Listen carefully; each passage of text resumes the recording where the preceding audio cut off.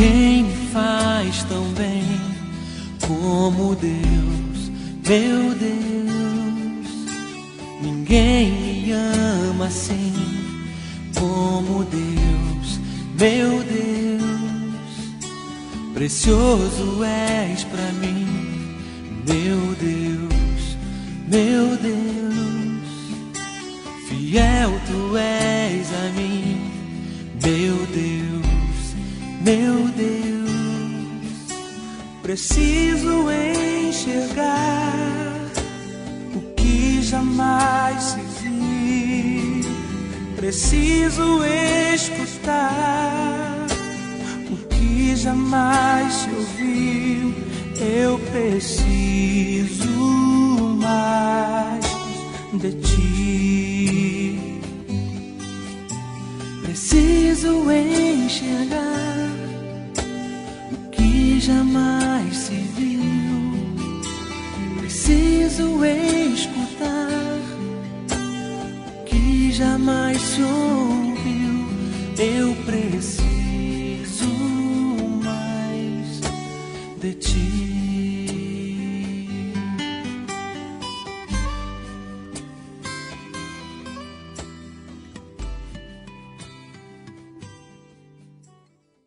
Pega a sua Bíblia em Atos capítulo 5, eu já pude ministrar sobre esse texto. E hoje eu queria falar um pouquinho sobre espiritualidade. Sobre uma espiritualidade que seja, quem sabe, verdadeira, sadia. Que seja aquela espiritualidade que venha de fato do Espírito de Deus. Porque eu tenho me encontrado, irmãos, com muita gente que tem confundido muito o que é ser espiritual. Aliás, por causa da confusão a respeito da espiritualidade, eu tenho visto muitos crentes mesmos enlouquecerem. Ministrei aqui já alguns meses atrás, os irmãos se lembram disso?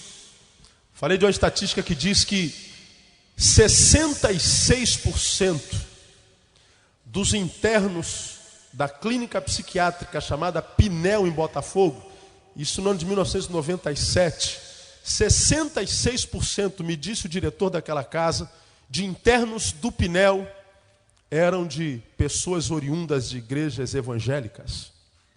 E lá naquela indagação, o diretor daquela casa de recuperação de malucos, como nós conhecemos, a indagação dele a mim era o seguinte: pastor, o que acontece dentro das igrejas evangélicas que está fazendo com que essa gente enlouqueça? Quando a gente ouve coisas como essa, a gente fica assustado e às vezes sem resposta. A gente vê crentes por aí extremamente paranoicos. Os caras com chilique, trimelique e tudo quanto é lique da vida, que perto deles você sente medo. Alguns casos são engraçados, né? A gente não deve rir da desgraça dos outros, mas não é nem desgraça, desculpem.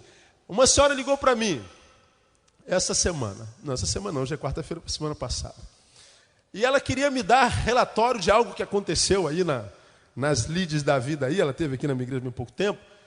E ela ligava para mim e ligou: pastor, queria muito falar com o irmão sobre aquele assunto.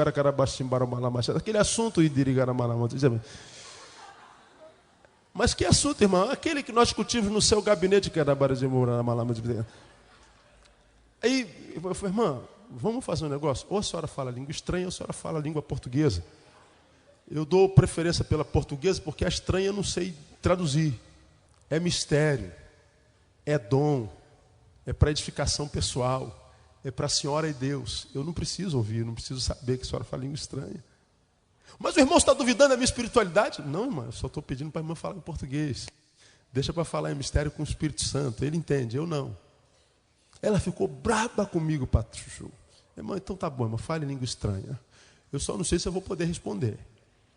Não há diálogo. A outra entra no meu gabinete, bate na porta, aí estende a mão e fala língua estranha. Aí eu tiro a mão. O que a senhora disse, irmã? E ela fala de novo. Eu não sei o que a senhora está dizendo, irmão. Pastor, não entende essa língua? Eu não, a senhora entende? B fala que fala em mistério. E ela entrou: bom dia, pastor. Oh, bom dia, irmã, senta aí. Aí começou a falar, só que tu não entendia nada que ela falava. Doidinha varrida da Silva. Ela sentava, daqui a pouco, pastor, posso ir no banheiro? Pode, mano, vai no banheiro. E ela ia no banheiro, não fazia não sei o quê, porque não fechava a porta, não dava descarga, não abria a torneira. Daqui a pouco voltava, sentava de novo. Mas vamos continuar, pastor. Mas nem começamos, irmão. Espera aí que eu vou ali fora no banheiro. Aí abria a porta do gabinete e saía no banheiro. Aí daqui a pouco eu entrava de novo. Falei, irmã, a senhora vai no banheiro ou vai ficar no gabinete? Não, pastor. Eu não tenho nada que falar, não. Tchau. Eu falei, meu Deus do céu, cara. Se gritar, pega maluco, não fica um, meu irmão. É meio irônico falar essas coisas. Quantos aqui conhecem um crente meio maluco? Levante a mão aí. Sinceramente. Olha aí para trás. Fica erguido. Sinceramente. Aí, olha para trás, irmão. Dá uma olhadinha pro teu irmão do teu lado. Vê se ele é certinho.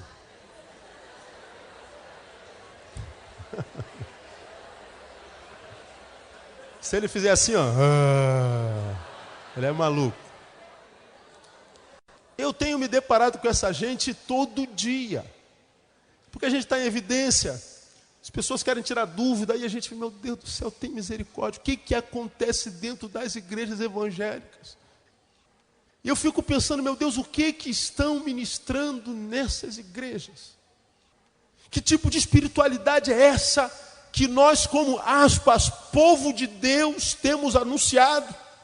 Que faz com que 66% de internos de gente de hospital psiquiátrico seja oriundo de igreja evangélica? O que está acontecendo? Que espiritualidade é essa? Que ao invés de melhorar, estraga.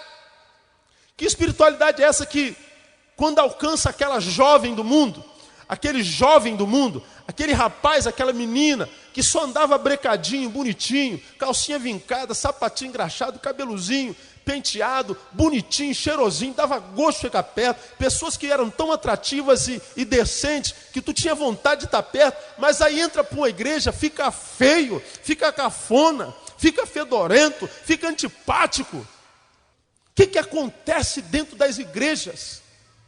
Que se nós tivermos coragem, vamos admitir que o ser humano, ao entrar nela, estraga. Que tipo de espiritualidade é essa?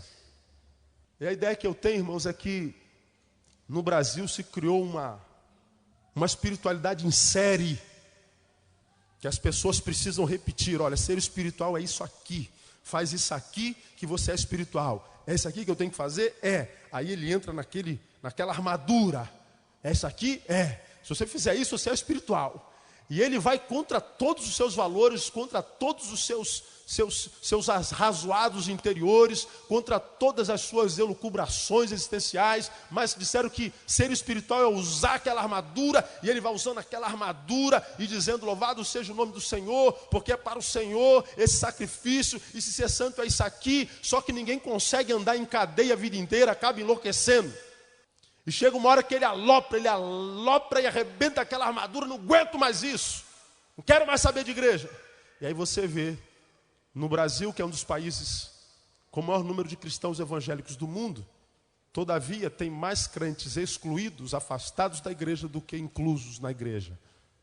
Porque muito do que nós vemos como graça de Deus nas igrejas é uma graça sem graça, quase uma graça desgraçada. E uma graça que o mundo olha, vê e diz, eu não quero essa graça sem graça. A graça que eu tenho visto no mundo é uma graça muito melhor do que essa graça sem graça que há na igreja, chamada da graça. E a gente não sabe por que as igrejas estão vazias. Igrejas que, como eu digo aqui sempre, há 30 anos tem 30 membros, há 100 anos tem 50 membros. Dão todo tipo de desculpa para o seu não crescimento, mas a verdade é que a graça que eles pregam é a graça sem graça e a espiritualidade é patologizada.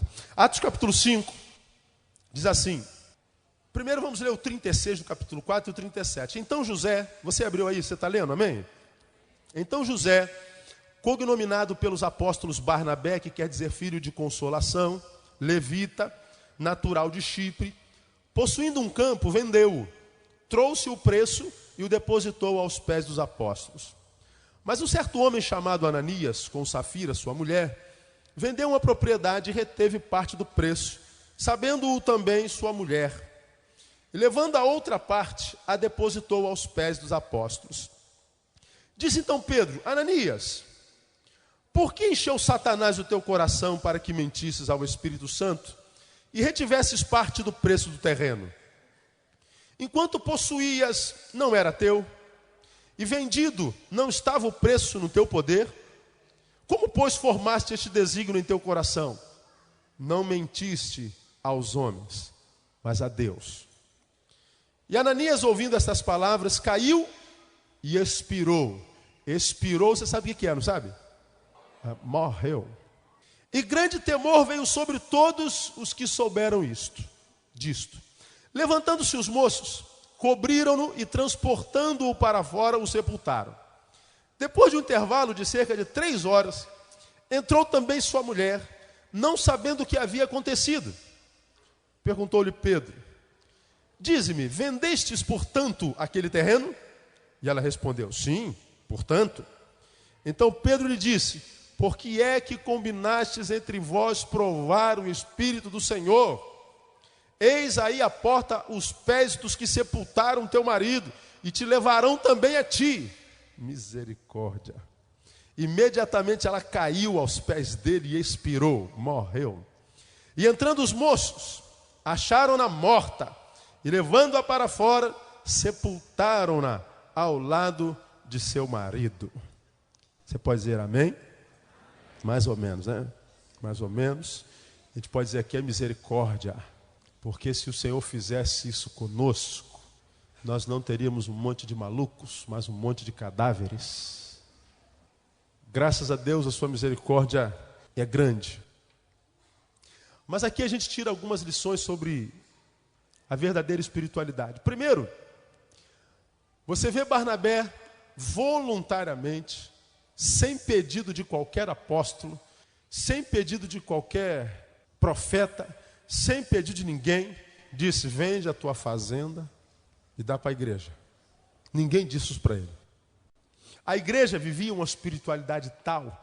Você vê isso nos textos mais acima, por exemplo, versículo 32, da multidão dos que criam era um só o coração e uma só alma. Ninguém dizia que coisa alguma das que possuía era sua própria, mas todas as coisas eram comuns. Com grande poder os apóstolos davam testemunho da ressurreição do Senhor Jesus. Em todos eles havia abundante graça, pois não havia entre eles necessitado, porque todos possuíam terras e casas, vendendo, traziam pelo preço que vendia, e se repartia a qualquer um que tivesse necessidade. Eles viviam uma espiritualidade extremamente sadia. Todos eram iguais. Os que tinham mais compartilhavam com os que tinham menos. Os que tinham menos, porque recebiam dos que tinham mais, se tornavam iguais aos que tinham mais. Havia uma comunhão estética, havia uma comunhão ecológica, havia uma comunhão social, havia uma comunhão de todo jeito. Ecológica, porque oikos é casa, estou falando residencial. Era uma igreja que tinha tudo em comum, diz o texto, e a espiritualidade faz isso, nos traz a normalidade. Nós, quando estamos longe de Jesus e da sua graça, nós nos tornamos seres anormais, porque nós estamos em trevas, nós não vemos com a naturalidade. Portanto, se não vemos com naturalidade porque estamos em trevas, a nossa vida fica tortuosa, a nossa vida fica sinuosa, a nossa vida fica difícil, o nosso desenvolvimento é muito doloroso. Então o homem vai se deteriorando, o homem vai se consumindo, porque ele vive em trevas, ele está vivendo anormal, longe da fonte, longe de Jesus. Quando Jesus o alcança com a sua graça, com o seu poder, com o seu espírito, o que a espiritualidade faz? A espiritualidade o tira da anormalidade e o traz para a normalidade de novo, a andar na luz, para que ele possa ver naturalmente com os seus olhos, para que ele possa andar com os seus passos iluminados, para que ele não se perca, para que seu caminho não seja muito sinuoso, tortuoso. Ele se torna um homem natural. A espiritualidade da igreja de Jerusalém era assim, pessoas normais. Mas quando a gente começa a pensar a espiritualidade hoje, acontece o contrário. Parece que o ímpio, ele é uma pessoa normal, no seu ir e vir, no seu existir. Quando ele entra para a igreja, ele vira um ET. Aí o sujeito pega num verão, janeirão, 45 graus no Rio de Janeiro. Aí pega aquela irmã que bota uma blusa do tamanho da minha blusa aqui embaixo, algumas tapam a mão assim, porque os dedos podem, sei lá o quê. Bota o vestidão lá embaixo, bota um cobertor por baixo, não corta mais o cabelo, bota um coque aqui em cima. O irmãozinho, tadinho, tem 15 anos de idade, mas tem que andar de calça comprida, com a meia por baixo, camiseta embaixo da camisa comprida, gravata, chapéu. E ele vai comprar pão na padaria de terno e gravata com 2 camisas por baixo. 45 graus. Aí o padeiro fala assim, você é crente, não é? Aí ele fala, sou. Como é que o senhor sabe? Olhando para você, eu vejo que você é crente. Se não for crente, é doido. Ou é uma coisa ou é outra. Os homens nos olham como diz, meu Deus, isso aí é ser crente. Os homens olham para os crentes que estão ficando doidos, falam assim, meu Deus, eu estou precisando mudar de vida, mas quando eu olho para esses crentes, com essa roupa, com esse jeito de ser, com esse jeitinho de andar, meu Deus, não dá para ser crente. E ao invés de eles nos invejarem, eles querem ser exatamente o oposto de nós, porque essa graça, essa espiritualidade repulsa, é repulsiva, é repugnante. Quando na verdade ela nos traz a normalidade, ela nos devolve a humanidade. Jesus nos transforma em gente normal, é o que eu digo sempre aqui. Aí na naturalidade da espiritualidade, aparece um homem chamado Barnabé, natural de Chipre, levita. Diz assim, poxa, eu lembro, estou com um terreninho lá, aquele terreno não estou fazendo nada com ele. Ainda estou vendo alguns irmãos aqui com necessidade, eu vou vender esse terreno, vou dar para a igreja. Ele vendeu o terreno. E diz o texto lá, depositou aos pés dos apóstolos. Ninguém pediu nada. Era produto da espiritualidade que nos faz seres generosos. A espiritualidade nos rouba da deificação do dinheiro. O dinheiro não se torna mais o nosso Deus. Se o dinheiro é teu Deus ainda, meu irmão, você ainda não foi alcançado pela graça. Por isso a minha dificuldade de não entender quem não é dizimista. Porque para mim o não dizimista tem como Deus o dinheiro. E quem tem por Deus o dinheiro, para mim não conhece o Deus verdadeiro. Porque quem conhece o Deus verdadeiro vai abrir mão do dinheiro para glorificar o Deus verdadeiro, que ele é muito melhor. Mas vamos deixar o dizimista para lá. Ele vende na naturalidade. Aí o que acontece? Mas um certo homem chamado Ananias, com Safira, sua mulher, vendeu a propriedade. Diz o texto aí no versículo 2, reteve parte do preço. Sabendo também sua mulher, levando a outra parte, a depositou aos pés dos apóstolos. Porque o cara pensou o seguinte, Barnabé depositou o dinheiro lá do terreno dele, a igreja, obrigado, irmão, Deus abençoe. Irmãos, está vendo que exemplo de crente? Crente fiel, crente que viu a necessidade, cooperou, Deus abençoe, irmão Barnabé, olha, toda sorte de bênçãos, louvado seja Deus por tua vida. Aí veio Ananias e Safira, todo bom povo, querer receber aquela glória também. Veja que a motivação deles não foi voluntária, é porque um deu, ele quis imitar, só que por imitar, ele alcançou a morte. Aí, irmãos, uma outra coisa que a gente aprende aqui da espiritualidade é que essa espiritualidade não é imitativa. Ou seja, não é a espiritualidade da Maria vai com todo mundo. Porque aconteceu com ele, tem que acontecer comigo. Porque ele anda assim, eu tenho que andar assim. Porque ele se veste assim, eu tenho que vestir assim. Porque ele faz assim, eu tenho que fazer assim. Porque ele canta assim, eu tenho que cantar assim. Porque ele se veste assim, eu tenho que vestir assim. E qual é a maioria das razões das guerras das igrejas e das denominações? Porque nós achamos que a espiritualidade dos outros é diferente da nossa, e porque é diferente da nossa, é possível que a dele não seja espiritualidade. E a gente vive em guerrinha fria entre as igrejas evangélicas no Brasil.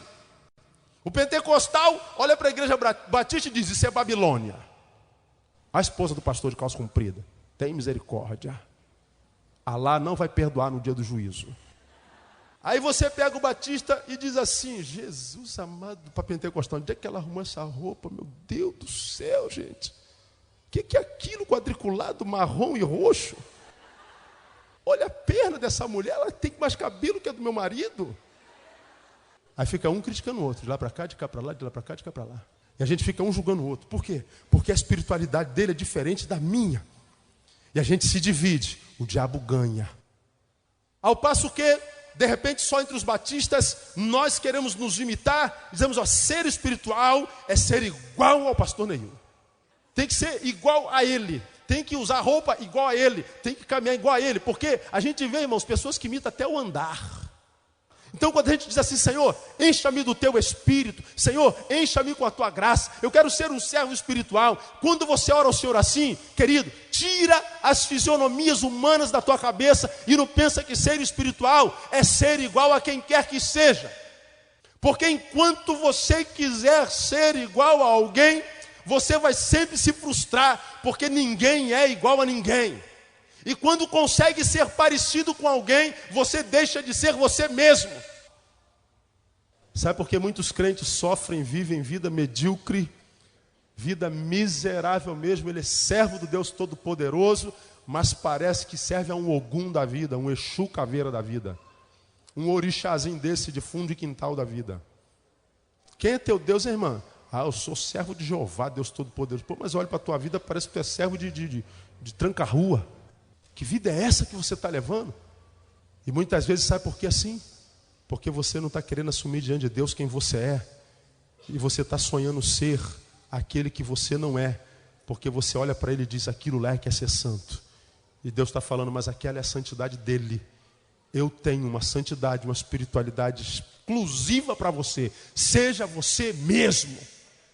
Ananias e Safira queriam imitar Barnabé. E o resultado foi trágico. Há muitos crentes querendo imitar a fé do outro, imitar a santidade do outro, imitar a espiritualidade do outro, muitas vezes não respeitando a espiritualidade do outro, e geralmente a consequência é nefasta. Se não morte física, morte espiritual. Porque nós quisermos imitar a espiritualidade do outro, e nos esquecemos que espiritualidade não se imita. Por isso, minha igreja, eu tenho ensinado a vocês o seguinte: se você conhece o teu irmãozinho em Cristo, que é de uma denominação diferente da tua, ele se veste diferente de você, ele gosta de terno e gravata, irmão. Respeita o terno e gravata dele, louvado seja o nome do Senhor pelo terno dele.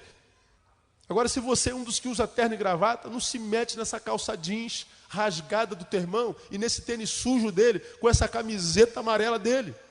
É o que o cara gosta. Deixe-o viver a sua própria espiritualidade, não se meta na vida dos outros. Porque a espiritualidade não é imitativa. Para Deus não existe uma vida espiritual. Para Deus a espiritualidade é vida. E vida é una, indivisível, incompartilhável, inalienável, ininvadível. Não se invade, é minha. Então, amado, se você quer ser de Deus, se você quer ter saúde espiritual, peça ao Senhor, Pai, eu quero viver para a tua glória, quero ver ser um ser espiritual. E não precisa, não tente imitar a quem quer que seja. Pastor, eu queria ser igual fulano. Não, que seja igual Jesus, amado.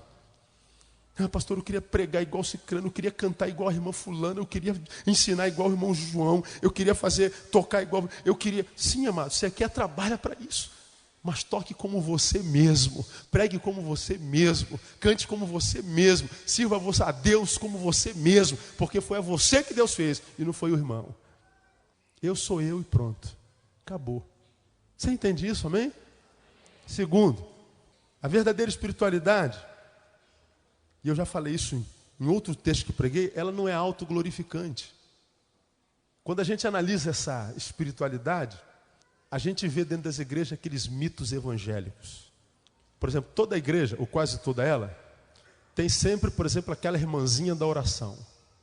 Está doente? Na casa da irmã fulana. Não sabe o que fazer? Não, vão lá na casa da profeta fulana. Fulana. Não, esse problema já é com o irmão fulano. Beltrano. Às vezes o culto todo, como dizem os jovens, rola, mas enquanto aquele irmão, aquela irmã do círculo de oração não falar, o culto não valeu. Agora a irmã vai falar, a irmã vai revelar. Quantos tiveram revelação aqui?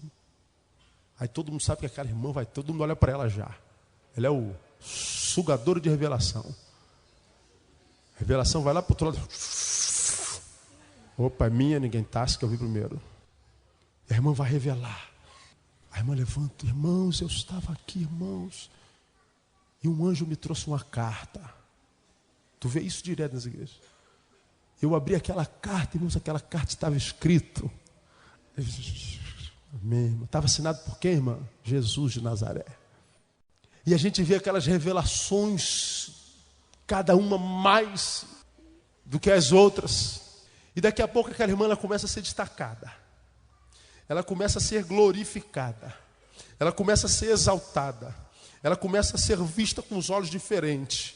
E a pessoa diz assim: irmã, olha, eu senti que Deus usou a irmã, e eu queria que a irmã consultasse a Deus para saber o que Deus tem para mim nessa manhã. Amanhã eu vou fazer uma prova, o que Deus tem para mim. E o pior é que a gente gosta de ser adorado, a gente gosta de ser glorificado, o poder é uma desgraça, a gente gosta de sentir essa sensação de sermos um microdeus. E ela diz: irmão, espera aí que eu vou consultar o meu Deus. Ela vai lá dentro do quarto e volta na maior cara de pau: Deus me disse que... Quando para mim, se na verdade essa irmã fosse espiritual, diz: irmã, o mesmo Deus que fala comigo, pode falar contigo. O Deus que eu vou buscar dentro daquele quarto, você também pode entrar e buscar comigo. Vamos lá? Vamos orar juntos? Vamos buscar a face do Senhor juntos? Mas a gente gosta de criar essa estrutura autoglorificante. A gente gosta de criar essa ideia ante ao público de que nós de fato estamos num patamar superior. Nós já temos um galgar mais profundo com Deus. E Deus de fato fala diferente comigo. Então, sujeitem-se a mim. Quando você diz assim: você pode, irmão. Clama, ora que o teu Deus vai te dar vitória em nome de Jesus. Mas a gente prefere prender o indivíduo. Aquele indivíduo se prende a nós e não dá um passo sem nós. E o que a gente vê dentro das igrejas no Brasil hoje?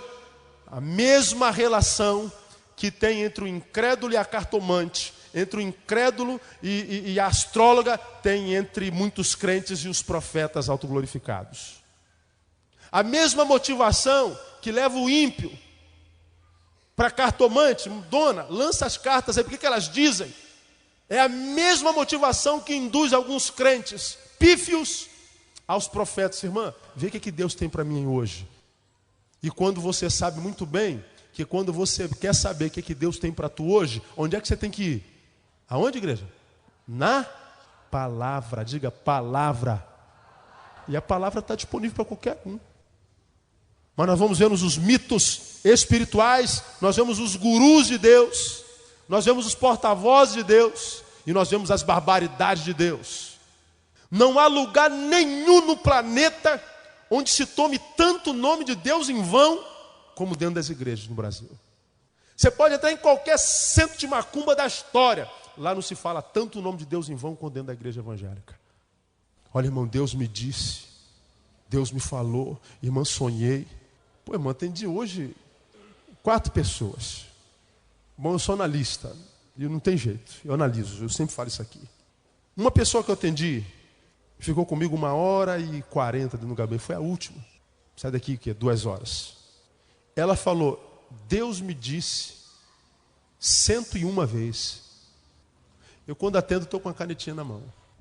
Eu vejo a prefigura do indivíduo e tem sempre um papel na minha mesa. Quando você for ser atendido por mim, veja que tem um papel em cima da minha mesa e a caneta está na minha mão. Não devia te falar isso, mas está sempre assim. Dependendo de quem entra no meu gabinete, eu largo a caneta. Dependendo de quem entra, eu não largo a caneta. E o indivíduo está falando, eu estou com uma bolinha, 2 bolinhas, 3 bolinhas, 4 bolinhas.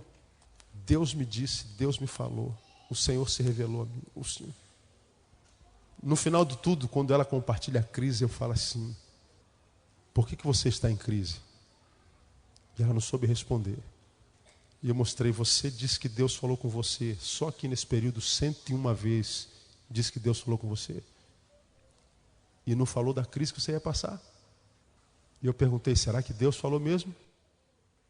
E a gente começou a conversar por essas praias.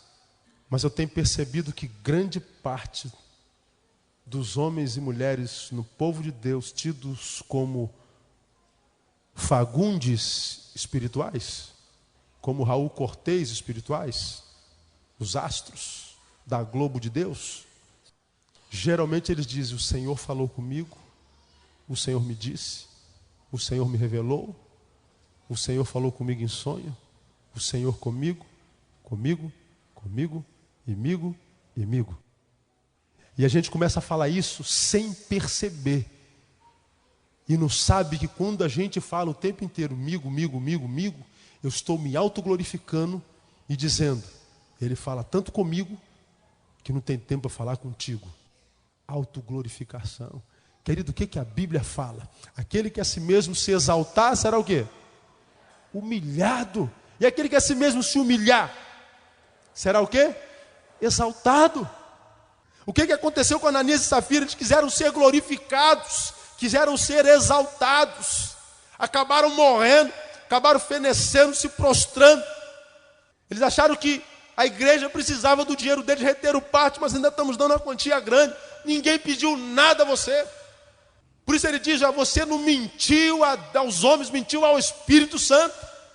Você está querendo ser glorificado, você está querendo ser exaltado, ou seja, você está querendo tomar o lugar de Deus. E a espiritualidade, querido, primeira coisa que faz conosco é mostrar quem Deus é para nós e quem nós somos diante dele. Lembra de Isaías? Oh, tem misericórdia de mim porque eu vi o Senhor. E eu sou um homem de lábios impuros e habito no meio de um povo de impuros lábios e tenho visto a Deus. Tem misericórdia, porque a glória de Deus, a espiritualidade, mostrou para ele o miserável homem que ele era. Então, quando nós somos de fato espirituais, a primeira consciência que vem a nós é de que nós não somos nada. E a palavra é, tem misericórdia, Senhor. Agora, quando tu vê um monte de mito nas igrejas, irmãos, ó minha ovelha, isso aqui nem para você que não é minha ovelha, não precisa ouvir isso aqui agora não. Você que é minha ovelha, escuta aqui.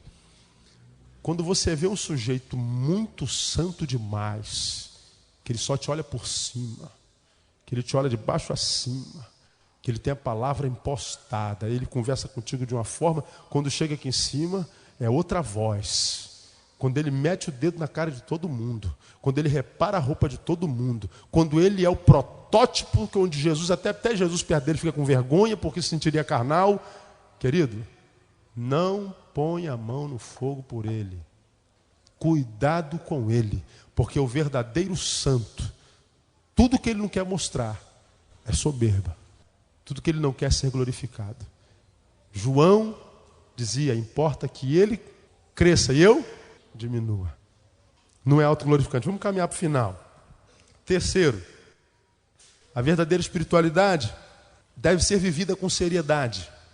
Por que deve ser vivida com seriedade? Porque ela pode ser punitiva. O que Ananias e Safira quiseram fazer era brincar de ser crente.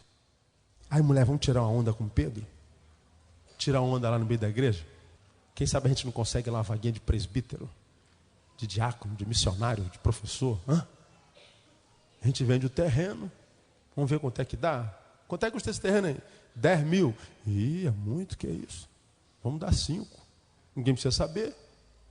Aí botaram o melhor terno, o melhor gravata. Depois que todo culto ofertório, Deus cuida de mim, a sombra da tua... Aí, quando o último veio, aí ele levantou lá. Terno e gravata, ele é mulher de braço. Com envelope gordo assim na mão. Nem cabia no gasofilaço. Todo mundo olhando para ele. Pedro chama ele, vem cá, Pedro. Foi por isso que você vendeu? Foi. Sabe o que ele diz, irmão, para Pedro? Olha o versículo 3. Ananias, por que encheu, leia, Satanás o teu o quê? Coração. A quem você se lembra na Bíblia que ela fala que Satanás também encheu o coração? Judas Iscariotes. Qual foi o fim de Judas? Morte. Qual foi o fim de Ananias? Qual foi o fim de Safira? Sabe por quê? Brincaram com a espiritualidade. Por que você acha que tem muitos crentes aí arrebentados, doidos, apostatando da fé, dando mau testemunho, comendo pão que o diabo amassou, perdendo tudo? Onde põe a mão vira pedra. Se tu der 10 quilos de ouro na mão dele, vai se transformar em ferro fundido. Se abrir um departamento da empresa, der na mão dele, fecha. Se derem um carro na mão dele, vão bater no carro dele. Se der ele para pregar, a igreja dorme. Porque onde esse sujeito chega, ele é maldição. Sabe por quê? Porque brinca com a espiritualidade. Ele é um Jonas na vida, Jonas brincando com Deus. Onde chegava era maldição. No barco ele teve que ser lançado fora do barco. Sabe por que tem crentes que vivem sendo lançado fora? Onde está é lançado fora, porque ele é a maldição. Então, amado, essa palavra aqui, de repente é para você que encaixa nesse negócio. Meu Deus, pastor, nada do que eu faço dá certo. Onde é que eu ponho a mão, a porta fecha. Tudo que eu faço dá errado. Se eu começo um grupo, acaba. Eu sou aquele crente que começa 200 projetos, não acaba um. Está brincando com a espiritualidade.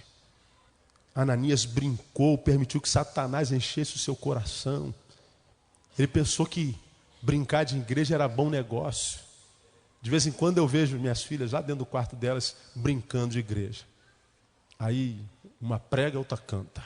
Vamos ouvir um solo pela irmã Tamara. Aí vai Tamara. Então vamos ouvir agora o Ministério Vida. Aí vai as duas. Jesus, né? Thaís, é uma comédia. Agora vamos ver a palavra com o pastor Neil. Aí vai Thaís pregar. Aí o pai e a mãe ficam na portinha assim olhando. Vem cá, morri um pouquinho, vem cá. Mas elas são crianças. Fazem com a maior pureza, com a maior simplicidade. Deus ama as criancinhas porque elas são naturais.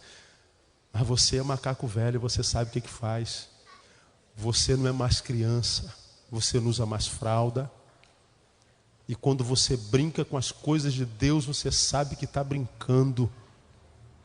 Não diga ser o que você é, caso você não seja. Não vende uma imagem daquilo que você não é, porque você pode se arrepender. Ananias, por que permitiste que Satanás enchesse o teu coração, enquanto você tinha aquele campo não era teu? Você não tinha todo o dinheiro no seu poder, mas por que você foi misturar isso com as coisas de Deus? Para que você foi vender isso? Para tirar onda com a cara de Deus? Você não mentiu aos homens. Você está pensando que mentiu a mim, Pedro? Você mentiu ao Espírito Santo, cara. Quando você lê 1 Coríntios capítulo 12, quando Paulo fala a respeito da ceia, diz que quem come indignamente o pão e bebe indignamente do cálice, come e bebe para sua própria o quê? Condenação. E mais embaixo diz, por causa disso, há muitos que adoeceram e alguns que até dormiram. Você sabe o que é dormir? Por causa de brincar com a ceia. A espiritualidade é aquela que abre a janela do céu sobre tua vida, mas é aquela que pode abrir os umbrais do inferno para a tua existência. Ela pode ser punitiva. Então, amadinho, deixa eu dizer uma coisa para você, brinque de qualquer coisa, só não brinca com Deus. Porque brincar com Deus, brincar de espiritualidade é muito sério, amado.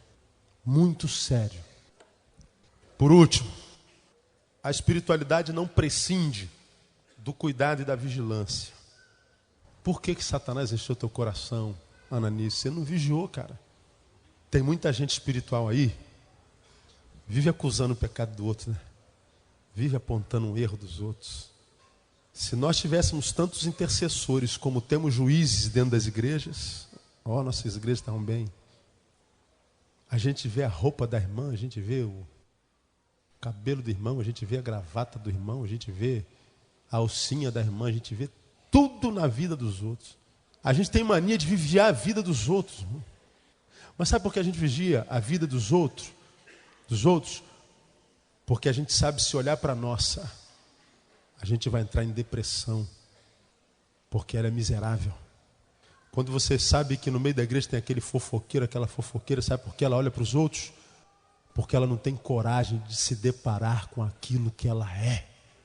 Aí ela se projeta no outro. Então você saiba, minha ovelha, mais uma lição aqui para você. Toda vez que você vir um crente que vive apontando os erros dos outros, esse que vive apontando os erros dos outros está errado. Quando você vê uma pessoa muito austera em alguma área da vida, meu, isso é pecado. Não fala isso não. É porque ele tem fraqueza com aquilo ali. O cara é aquele cara que toda vez que vai pregar fala contra sexo. Sexo é do diabo. Sexo não. A mulher não pode usar sexo. A mulher não pode usar, é só abaixo do calcanhar. A irmã não pode. E não pode porque isso é sensualidade. Irmão, esse cara vive com sexo na cabeça. Ele quer se proteger, proibindo os outros. Quando você só fala dinheiro para cá, dinheiro para cá, dinheiro para lá, porque o dinheiro é o Deus dele. Ele quer dinheiro. Porque se você é livre, você não se prende a absolutamente nada que seja terreno. Você é livre, amado. Só que mesmo sabendo que é livre, você vai vigiar. Porque Satanás tentou ao próprio Jesus. Imagina o que ele não pode fazer com um neiozinho desse da vida, se não vigiar. Imagina o que ele não pode fazer com um Joãozinho desse da vida. O que ele não pode fazer? Se ele tentou até o próprio Deus encarnado. Então quem é espiritual tem que vigiar para que essa espiritualidade não o adoeça, para que essa espiritualidade não o torne um soberbo, para que ele não caia na condenação do diabo. Essa espiritualidade, irmãos, que vem, como eu lhes estou mostrando, uma espiritualidade que não tem a ambição de imitar ninguém, seja você e pronto, acabou. Eu sou eu, Deus me fez e jogou a forma fora. Não existe outro igual, não tem que ser igual a ninguém. Eu tenho que ser eu apenas. E se eu sou um projeto de Deus, eu devo ser maravilhoso. Você que ainda não se conhece, seu mané.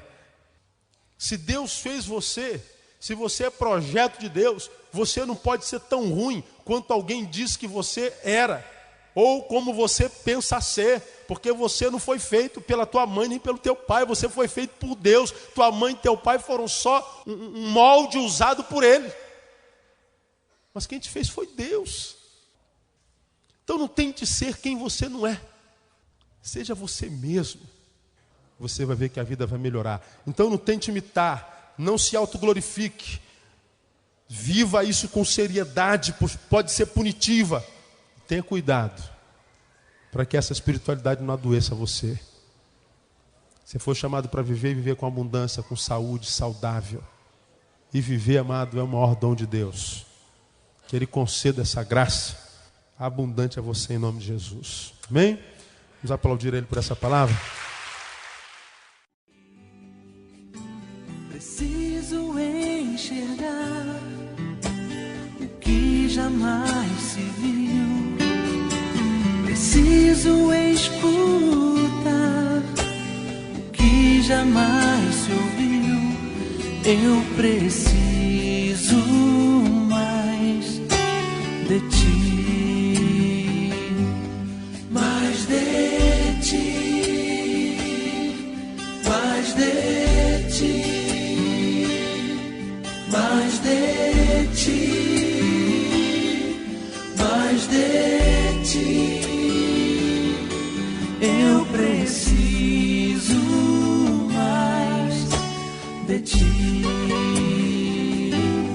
mais de ti. Eu não sei viver sem ti, mais de ti. Eu preciso de ti, mais de ti. Eu necessito mais de ti.